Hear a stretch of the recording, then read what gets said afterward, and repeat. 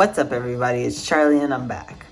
So over the last year and a half or so since I've had surgery, I've had a lot of you hit me up on Instagram or send me messages in the comments just asking me to tell you more information about my abdominal phalloplasty with Dr. Rumer back in 2021. Yeah. So I'm going to go through and answer those questions for you today. I'm feeling kind of shy about them though, so I'm going to put B-roll up and answer the questions over top it, and you can kind of hear through that. Yeah, I'll be back at the end, and I hope this is helpful for you all. Okay. So I basically got the most basic abdominal phalloplasty that you can possibly get. When I say that I got the basics, I mean that I got no urethral hookup. I did not have her move my clit or needle dick at all. I did not get electrolysis. I did not do glandsplasty. And I don't have an erectile device. So that's kind of the basics. Now into the questions. So the first one is, how much can you feel?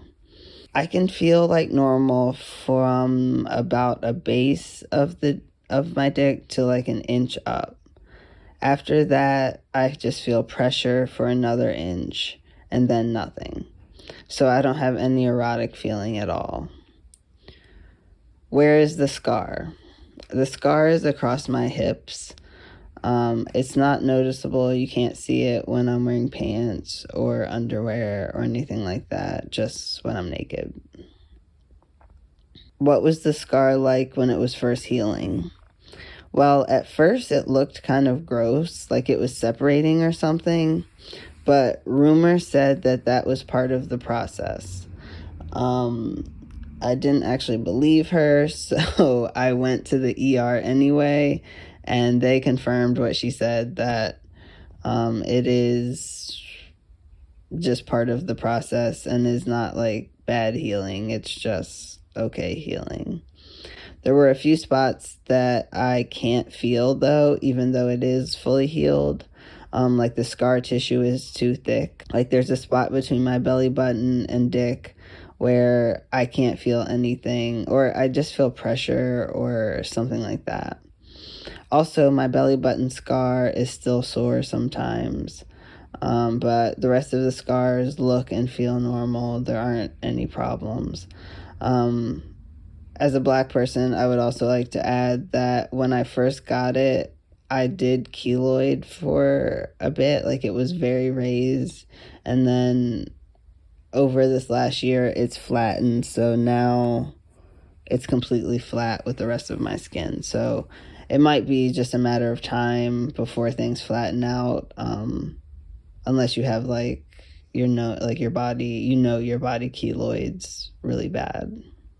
So next question, with that being said, did you use any scar treatment or did it heal naturally? It healed pretty naturally. I was lazy about the whole thing and didn't use any scar cream.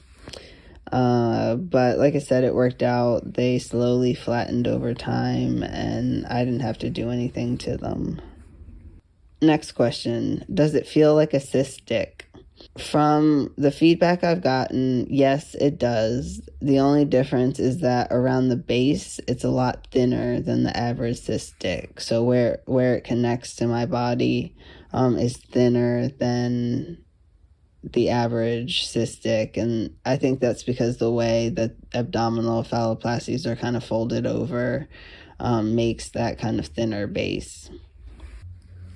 What are the balls like before you had them taken out? So for those of you who have watched my videos for a while, you know that I did get balls originally, and then they made me super dysphoric because I'm non-binary and other things, and so I had them taken out.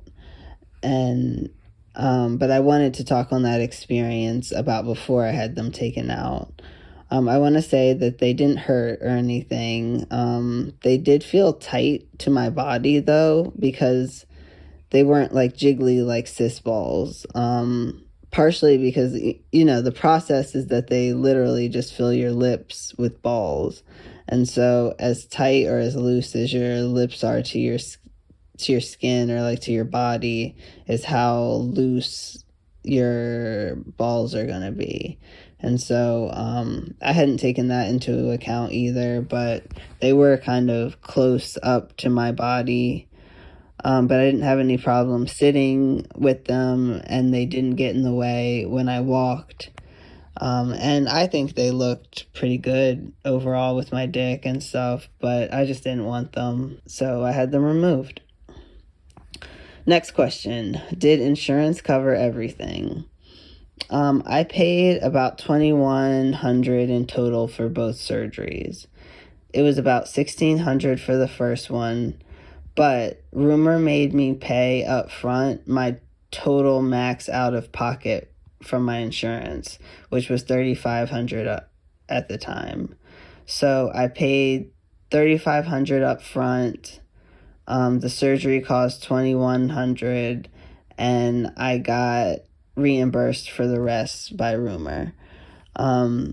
The reimbursement process went pretty smooth, except I did have to call a few times to get them to make sure that they sent the payment right and in the right order and all of that type of stuff. I know when I looked at the actual surgery costs, it was at least $25,000, which is wild, but that's how much it costs. And I have Cigna insurance, so that's who covered it. One thing I would say, if you do have Cigna, I like about them is they have a My Champions program where they'll assign someone to navigate you through the trans healthcare process of getting surgery. And so that was really cool. So if you do have Cigna, ask about that. Next question. How long was your hospital stay? I stayed in the hospital for 1 day and night, and I stayed in the area for a week after my surgery for a follow-up appointment. How long until the catheter came out? So the reason I had to stay for that week was because I had to wait for the catheter to come out, and I got that done a week later at my follow-up appointment. How long was surgery? Surgery was about 4 hours total, but of course there's the time where they bring you in and, recover after and get all your things and all that type of stuff. So, but the actual surgery itself was about 4 hours. Next question. When could you see, touch it post-surgery? So after surgery, I had to keep it wrapped and bandaged and held up for the first, 6 weeks, for it to have time to heal and for the base to connect and to not have gravity kind of pulling it down. So I had it bandaged, and then that bandage was safety pinned to a binder around my waist. And so it took me about that whole 6 weeks before I was able to really touch it and experience what it would be like. Before that, I just saw it when I was changing the dressings or something like that. Next question. When were you able to stand and walk? Well, I could technically walk the next day for really short periods with help. I walked out of the hospital with help, but I couldn't stand up straight for about 2 or 3 weeks. Like I mentioned before, or in other videos, that abdominal phalloplasty is kind of like a tummy tuck. And so they take the skin from your belly and kind of fold it over into a dick shape. And then that kind of is how that works. So when they do that tummy tuck, they pull your stomach tighter. They take that skin and then pull it back tight. And so it took me a while for it to be able to stretch again so that I could stand up. And like I said, that took about 2 or 3 weeks before I was standing up straight all the way. Next question. Did they let you pick the size? Well, I didn't ask for anything specific. I was fine with Rumer's recommendation and letting it just be what it was. She said that she made it as long as my skin could handle, which is pretty reasonable. And I think that she herself is willing to work with you to give you to try as much as she can to meet your preferences. Of course, everyone's body is different, so there's only so much that she can do, but I know her to have tried her best to do what you want in some other areas, so that's been really cool. What was the most uncomfortable part? The catheter. The catheter was terrible, and I never want to go through that again. It just was really uncomfortable to sit and stand and walk around and like be in that experience. So that was the most uncomfortable part. Next, did you have a hysterectomy before all of this? No, I didn't, and it wasn't required. I am not sure if like what doctors require hysterectomies or which ones don't and why. It seems that certain surgeries and certain combinations of bottom surgery do require you to get a hysterectomy. What I did, which, like I said, is the basic model, did not require a hysterectomy, so that is something I was able to avoid. Does Rumer do urethral lengthening? Not that I know of, but I would say ask her yourself because things may have changed even since I've made this video. So yeah, check with her. The next question is, what does it mean to be buried? This is something that I use sometimes, so I wanted to make sure I define the word. Buried is when Rumer would take your clit and make it part of your dick.